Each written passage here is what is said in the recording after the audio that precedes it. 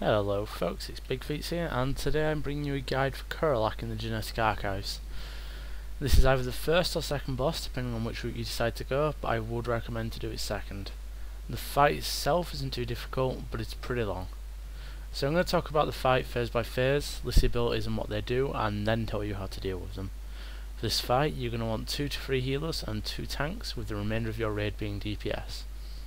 Now I highly recommend you free heal this though, due to the heavy healing that can occur towards the end, especially if fuck-ups occur. All players should also bring an interrupt for this fight, that's mandatory. Now, the boss starts in the direct centre of the room, and as with X89 you should run in as a group to engage her and start phase 1. You're also going to need 6 players to fill an important role in phase 1. When you first engage the boss, she will disappear to one of the 6 pillars that are on the outside of the room, where she needs to be interrupted. So have 6 players wait at these pillars at the start of the fight. They should also stand upon the corrupted parts at the very start to avoid the damage from the pillars as a telegraph comes out.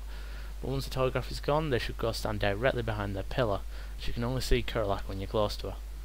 Once she's been interrupted, laser walls will now spawn from both the outside pillars and the inside pillars, and the players staying out to interrupt should take a movement ability to make it easier to get back to the raid group. These 6 people will need to go out approximately every 55 seconds to interrupt her again. Have someone call out around the 45-second mark to give you players time to get to their edges. When you get blinded, this is a time that you should run out to your pillar, as if you try to run out before, you're going to take a lot of damage. Now, make sure you get right behind your pillar, as you have to be close to even see her, as you'll see that in the video. I'll make sure to put that in there. Now during phase 1 she'll do this around 3 times, or 2 if you have quick DPS, as phase 1 is percentage based. Oh, and it's a good idea to send a healer out to do one of the pills, or 2 if you think you can manage it, as you really want the DPS for phase 1. Now, as for the rest of your group, they're going to be slowly rotating around the boss, avoiding the lasers, and also the small red telegraphs that the boss throws at players.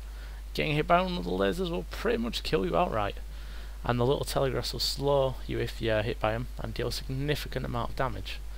That's all for the rest of your group really during this phase, except for the tanks. Now the reason you need 2 tanks for this fight is due to a mechanic called anesthetize, which will stun one of your tanks and then start a short cast on him. No one, and I mean no one, but your tank should interrupt this. If a DPS were to interrupt this, they'll instantly get aggro from the boss and wipe everyone else's threat. Provided the off tank interrupts, the other tank will be fine and should be ready to interrupt for the current tank. As a rule of thumb for this fight, no one but the tank should ever interrupt the boss. Ever. Now, once phase 2 begins, the laser beams will go white and then disappear, and you will no longer have to go out and interrupt the boss during this phase. Now, during this phase the tank mechanic will still occur, so your tanks need to be on their toes, and as always, no one but the goddamn tank should interrupt the boss. And as with the first phase, the small telegraphs will still be there targeting players and should be avoided at all costs. Now, there's a few new mechanics to deal with in phase 2. Firstly, the 4 pillars surrounding the centre of the room will periodically become electrified, leaving a large red telegraph that should be avoided. Secondly, the boss will periodically start casting a large AoE, at which point your group should stack behind one of the non-electrified pillars until it ends. I'll make sure to include this in the footage as well. Once the telegraph is over, you should run back to the centre of your room, as 4 telegraphs will spawn from each one of the telegraph will spawn from each one of the pillars like it did at the start of the fight. Now this happens throughout the fight and should be and you should have someone call out a pillar for your entire group to move to, such as north, east, south or west. And you'll understand why due to the eggs later. Now the main mechanic you're going to need to deal with during this phase is eggs. Now when phase 2 starts, one person will be targeted with an egg which needs to be interrupted by one player and one player alone. There will then be a phase with 2 eggs, 4 eggs and 8 eggs. And if the fight lasts too long, you can have 16 egg phase, which is a wipe because you don't have 16 players to interrupt all of those. Now, firstly you're going to need to assign a player to interrupt the first egg, as this is the only random egg during the fight. The rest of them are all set in stone and you decide which they are. Now, the way they're chosen is that anyone who interrupts an egg will become an egg on the next egg phase, and anyone that has been previously egged will become an egg once again for the next egg phase. So if somebody who was already interrupting an egg attempts to interrupt another egg, they will die, and a random egg will spawn, which means you have one extra egg to deal with and one less player to do it with. So, to deal with this, use the standard player to interrupt the first egg, and then have both the egg and the interrupter stand on different points around the boss, to be interrupted by 2 more players during the 2 egg phase.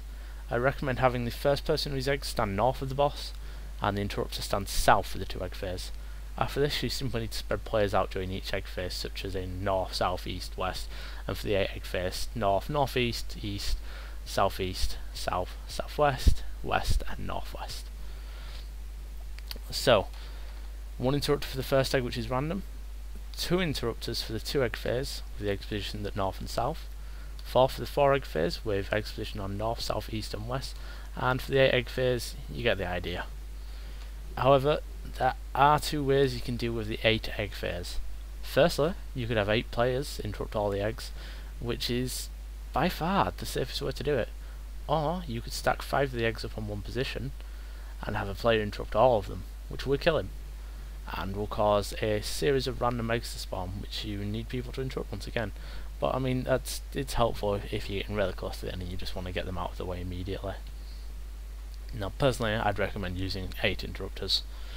And also, when choosing players to interrupt, you should have your highest DPS interrupt eggs first, as anyone who has been egged will get a large APSP buff. Assault power, sport power.